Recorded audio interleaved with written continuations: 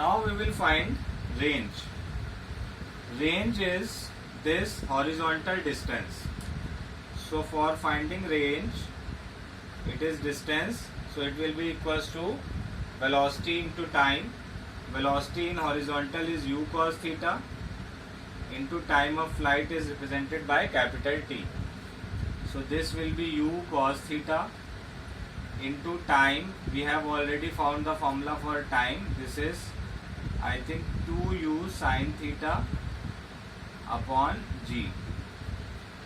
So this will be the value of range.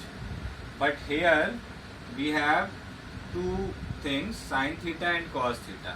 If theta is something, that it will give the two values. Suppose this is theta is 30, so sin 30 is 1 by 2, but cos theta is root 3 by 2. Cos 30 is root 3 by 2.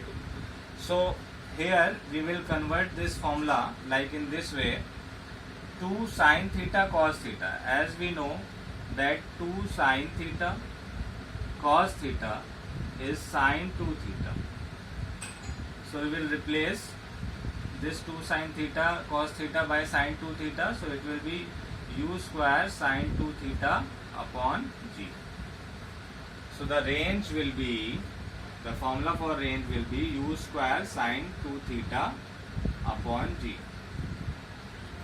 Then here we have a question, in which case we get the maximum range.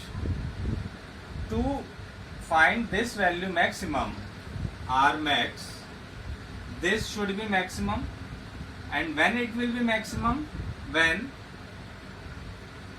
sin 2 theta is maximum. And the maximum value in sin is 1. So sin 2 theta equals to 1, at sin 2 theta equals to 1, the R will be max. So sin 2 theta equals to sin 90, sin 90 is 1. So sin and sin will be cancelled out. So 2 theta will be equals to 90, theta will be equals to 45. So when we project a particular object and particular object by 45 degree, so it will get the maximum range. Rather than, suppose we are projecting 3 objects in 30 degree, 60 degree and 45 degree. So in among these 3, when we will get the maximum range? At 45 degree we will get the maximum range.